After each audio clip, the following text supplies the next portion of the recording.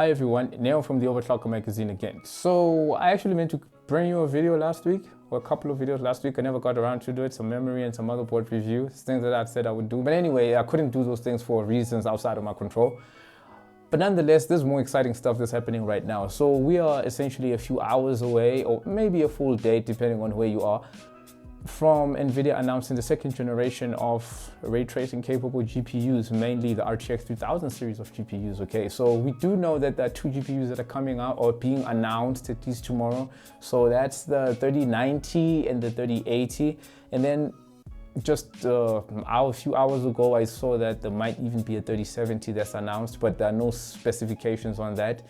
And what has been leaked in the images that we do see, which seem to be official specs, speak only of the 3080 and the 3090.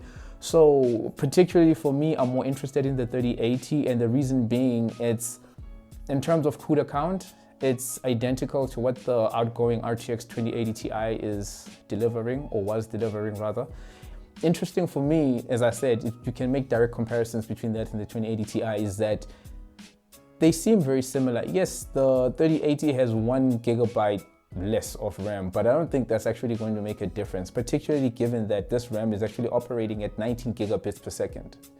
Okay, over a narrower bus, but the increase in frequency, in memory frequency, is so much that it actually compensates for the narrower bus, and we end up at 760 gigabytes a second, which is actually unheard of. Okay, that's just ridiculous for this sort of graphics card.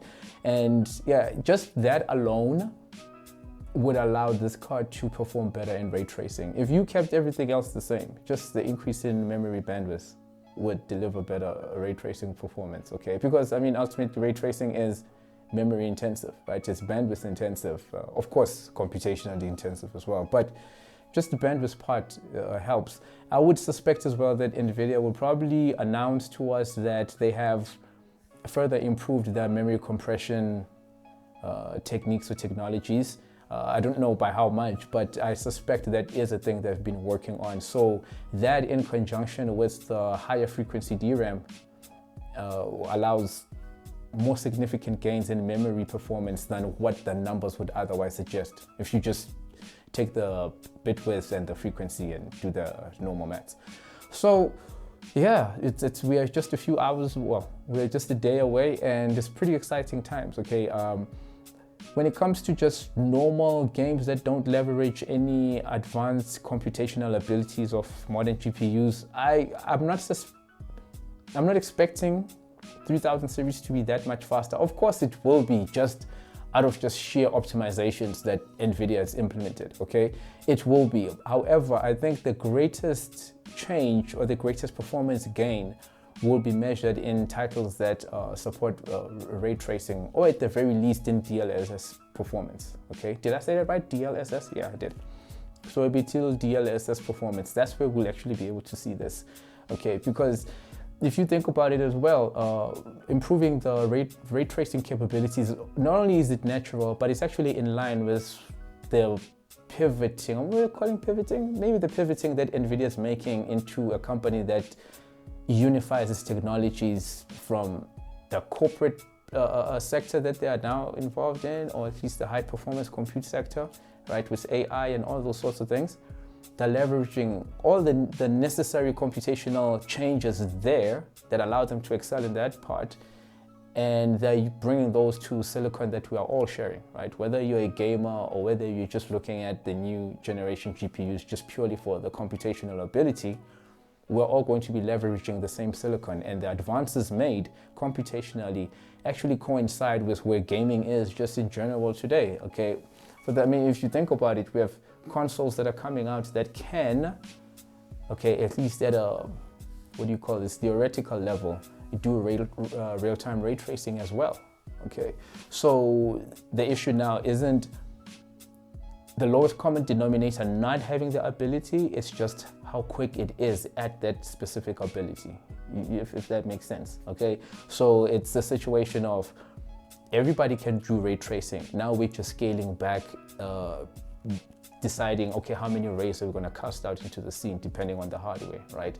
So we can know that the consoles will be the base performance that developers are dealing with, expecting from any modern system. Okay, and once we have that, I think the tools that are used by developers, the performance profiling tools and so many other things, and just the equipment and everything else, the ecosystem around gaming and real-time ray tracing in our gaming is much improved compared to 2 years ago, when NVIDIA was essentially introducing the first of everything. Okay, they're introducing a GPU that can do real-time ray tracing. You have to introduce the tools that go with it and so many other things that perhaps were not ready. In fact, not perhaps, they just weren't ready at the time. But someone has to make the first step, right? Someone needs to create the hardware, and then the developers and the software can learn to leverage that hardware. Maybe sort out some kinks, even some ideological kinks that they may have when it comes to leveraging what hardware that can do real-time ray tracing can actually do in practice. So we've had that, and in the 2 years, I can imagine there's been thousands of man hours poured into just dealing with ray tracing from all sorts of sectors, from NVIDIA themselves to supporting ecosystems around NVIDIA's work, developers and all of that stuff. Everybody wants to sell the next great thing, and if you can make a game that looks visually appealing and leverage the best technology and so forth, using that, at the very least, you're guaranteed that your title will be used as a showcase for graphics or something, or even just benchmarks. And just that alone is beneficial for developers, I would think, right? At the very least, you sell more copies. But I digress. So going back to the 3080 and the 3090 as well, these are the GPUs I'm actually looking forward to seeing. Again, the 3080 is the one that if I had to spend money on anything, I'm definitely committing to that one, just from the specs alone. So we are looking at 2 new GPUs that are going to give us significantly more computing power, but in a place where it matters the most, when it comes to ray tracing, because we're all looking forward to that. Cyberpunk's going to have ray tracing. I can imagine some games will get patched so that they support better version of ray tracing, and new titles coming out as well. And as I mentioned earlier, that the consoles can do this means that everybody's involved in this party of ray tracing.